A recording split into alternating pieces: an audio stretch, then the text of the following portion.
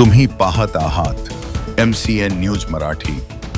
बुलढाणा जिल्ह्यातील खामगाव शहरात असलेल्या MIDCतील फेज 2 मधील एका लोखंडी सलिया बनवणाऱ्या कंपनीत काम करणाऱ्या 47 वर्षीय कामगाराचा शॉक लागून मृत्यू झाल्याची घटना 22 मे 2025 रोजी दुपारी 12 वाजताच्या सुमारास घडली। राजू विश्वनाथ सुलताने वय 47 वर्ष असे मृत कामगारांचे नाव आहे। नातेवाईकांनी दिलेल्या माहितीनुसार 21 मेच्या सकाळी राजू सुलताने हे नेहमीप्रमाणे कंपनीत कामावर गेले होते। काल रात्री खामगाव शहरात झालेल्या मुसळधार पावसामुळे कंपनीमधील वायरिंगमध्ये पाणी गेल्याने त्यामध्ये करंट आलेला होता। ही गोष्ट कंपनीमध्ये काम करणारा कामगार राजू सुलताने याला माहित नव्हती। त्या ठिकाणी हा कामगार काम करण्यासाठी गेला असता तिथे असलेल्या लोखंडी फॅनमध्ये करंट आल्याने जोरदार शॉक लागून या कामगाराचा जागीच मृत्यू झाला। या घटनेनंतर जवळपास 1 तास सदर मजुराचा मृतदेह कंपनीच्या आवारातच पडलेला होता। त्याला तात्काळ उपचार दिला न गेल्यामुळे तसेच कंपनी मालक चालक यांच्या निष्काळजीपणामुळे इसमाचा मृत्यू झाल्याचा आरोप सुद्धा मृतकाच्या नातेवाईकांनी केला आहे। जय जगदंबा रील रोलिंग या कंपनीमध्ये जवळपास 80 ते 100 कामगार काम करतात। मात्र या सर्व कामगारांचे कुठल्याही प्रकारचे अपघाती विमा व कामगारांना काम करत असताना कुठल्याही प्रकारची सेफ्टी सुद्धा देण्यात येत नसल्याचे वास्तव या निमित्ताने समोर आले आहे।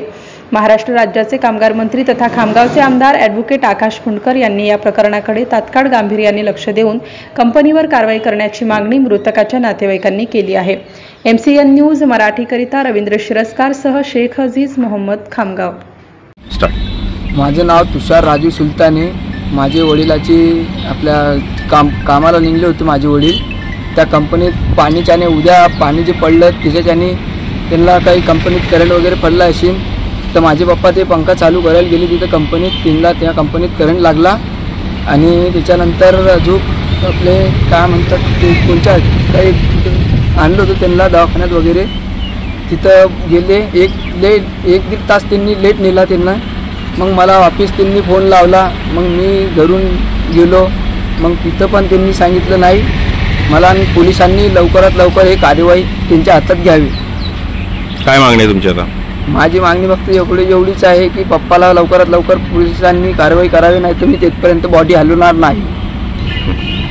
ते कंपनीत सेफ्टी वगैरे काहीच नाही, इन्शुरन्स पण नाही आहे त्या कंपनीचा। कंपनीत सेफ्टी वगैरे पहिली गोष्ट नसतेच त्या।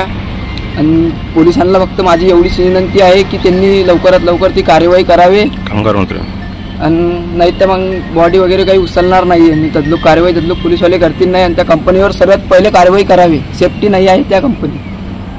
आकाशदादांना विनंती आहे की लवकरात लवकर त्या आकाशदादा कंपनीत कामगारासाठी विनंती करावी त्यांना।